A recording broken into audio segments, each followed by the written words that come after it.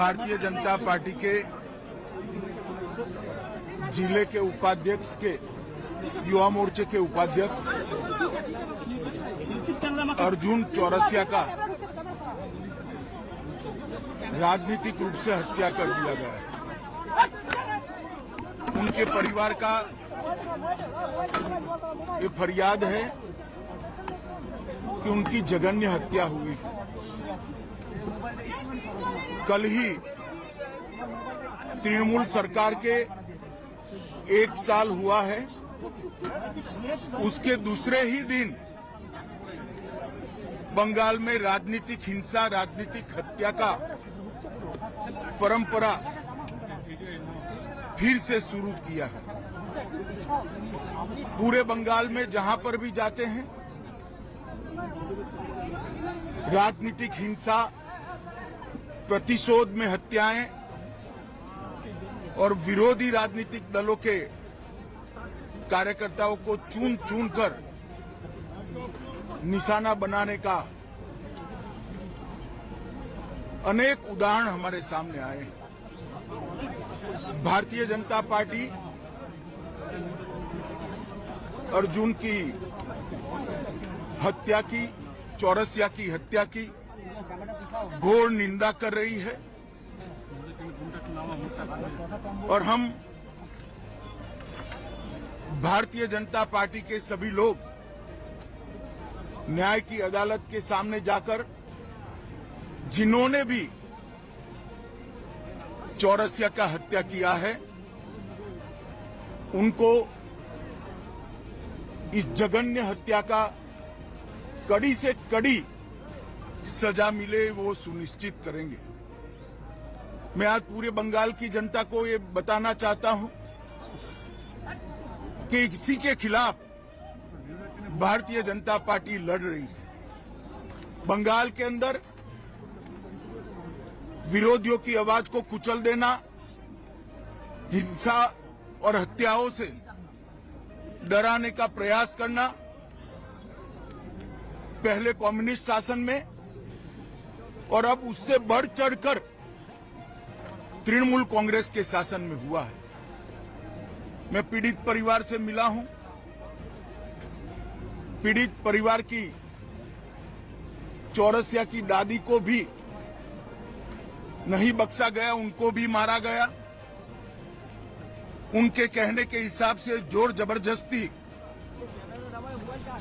चौरसिया के मृतदेह को परिवार से छीना गया है। भारतीय जनता पार्टी के कार्यकर्ता अदालत के सामने गए हैं कि इसका वीडियोग्राफी के साथ पैनल पोस्टमार्टम हो और इसकी जांच सीबीआई को सौंपनी चाहिए। अनेक चुनाव के बाद अनेक हत्याओं का सिलसिला थमता नहीं है। कल 1 साल समाप्त होने के बाद जैसे संदेश दे रहे हैं कि हम रुकने वाले नहीं।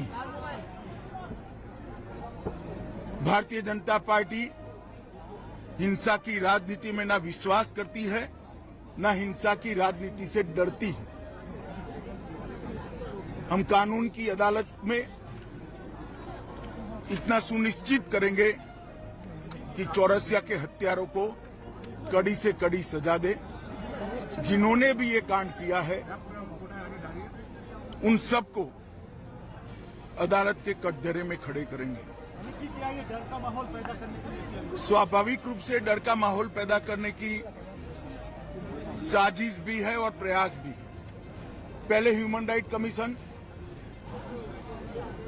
अनुसूचित जाति के कमीशन और महिला आयोग ने इस बात को कोर्ट के सामने रखा था। शायद 1 साल के कम अंतराल में देश के किसी भी प्रांत में इतने ज्यादा केस सीबीआई को सुपुर्द नहीं किए होंगे जितना बंगाल सरकार से केस लेकर हाईकोर्ट ने सीबीआई को दिया है। यही बताता है कि कोर्ट को यहाँ की कानून और व्यवस्था और पुलिस पर भरोसा नहीं रहा।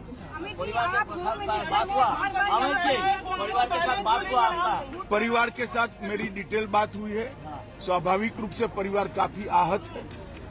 बेटा जाने से भी आहत है और उसके बाद प्रशासन ने उनसे जो व्यवहार किया है, जो अत्याचार किया है, परिवार के लोगों को मारा है, जिन्होंने हत्या की उसको पकड़ना तो दूर रहा, परिवार के लोगों को मारने का काम किया है, उससे बहुत आहत है। भारतीय जनता पार्टी चट्टान की तरह ये परिवार के साथ खड़ी है। लॉ एंड ऑर्डर को लेकर हमेशा सवाल उठता रहा है। आप होम मिनिस्टर और लगता है प्रेसिडेंट रूल जारी करनी चाहिए क्योंकि भारत सरकार का गृह मंत्रालय भी इस घटना का गंभीरता से संज्ञान लेता है और आज ही गृह मंत्रालय ने वेस्ट बंगाल सरकार से रिपोर्ट तलब की है। हमारे चैनल को लाइक, शेयर और सब्सक्राइब जरूर करें और नई अपडेट्स के लिए बेल आइकन दबाना ना भूलें।